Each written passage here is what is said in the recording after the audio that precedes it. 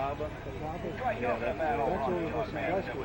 I understood him around up in here.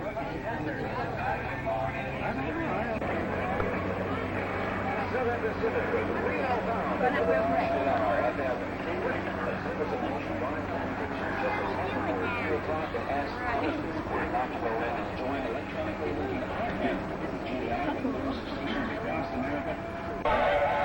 Yeah, get those hands up, get ready to sing.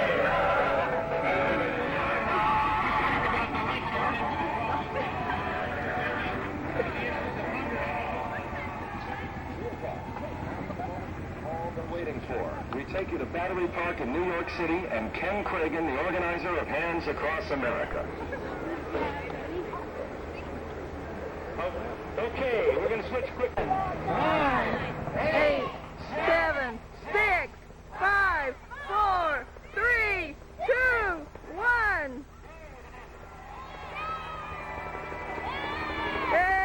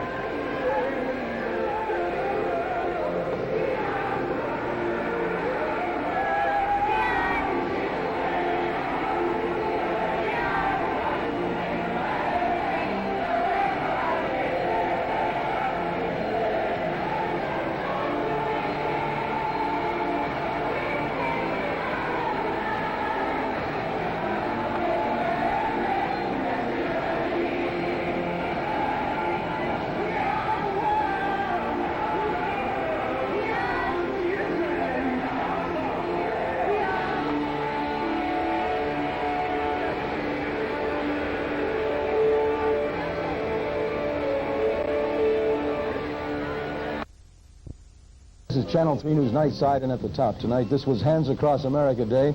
We'll have reports from all around Ohio and the USA.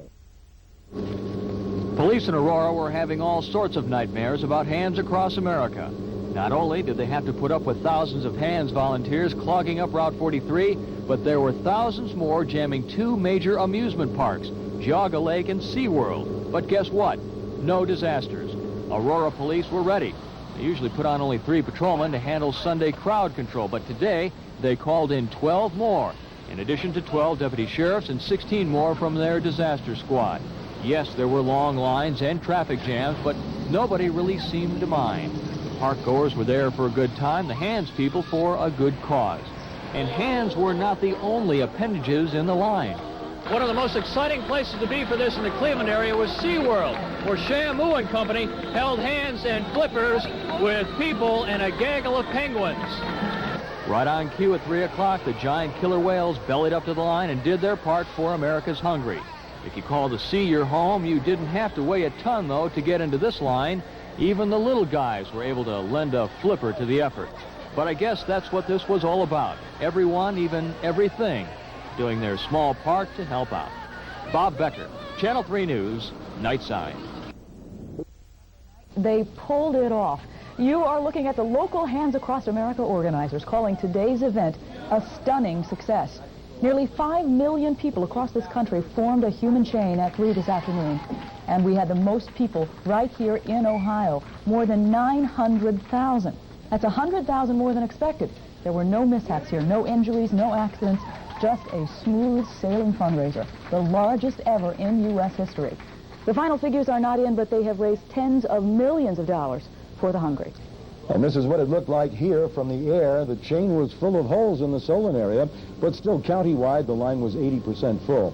And some Ohio gaps were filled with rope, cows, or cars in some cases.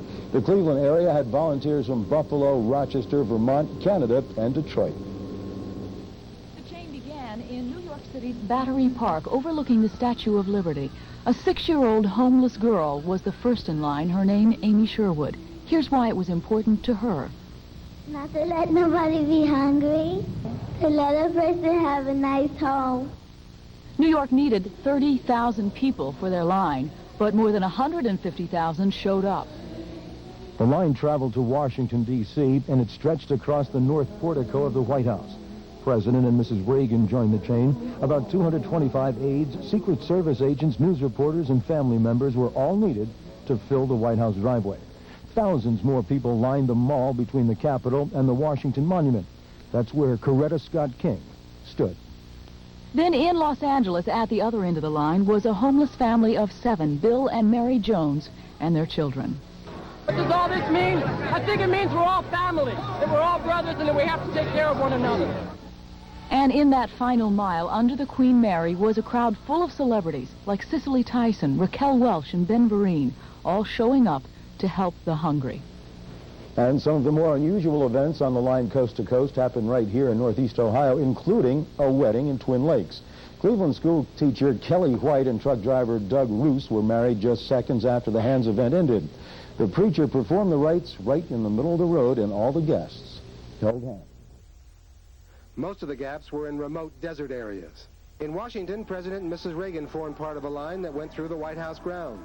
The organizers of Hands Across America say they won't have firm figures on participation or money raised until later this week. But if they end up with more than $33 million, this will be the largest one-time fundraising event ever. Richard Valeriani, NBC News. It may be months before organizers find out how much money Hands Across America raised to fight hunger and homelessness, and they may never find out how many people participated in the unprecedented charity event. But those who did couldn't have been more enthusiastic. Oh, it's exciting, especially the line thinking that it's going clear across the United States. It's just exciting. As expected, the transcontinental line was 5 and even 10 people deep in some of the big cities. But in rural areas, they had to use rope to link hands. And in the deserts of the Southwest, there was nothing they could do. There were gaps in the human chain many miles long. But the people behind Hands Across America didn't care, because many cities like Boston, which weren't along the 4,200-mile route, held their own hand-holding activities. When people of all races and all religions and all political persuasions stand together to help eradicate hunger and homelessness in this country, I think it says an awful lot about the spirit of this democracy. Remarkably, with perhaps 5 million people participating, there were no incidents to mar Hands Across America. For 15 minutes on a warm Sunday afternoon, there were simply smiling, singing people holding hands. Americans helping Americans.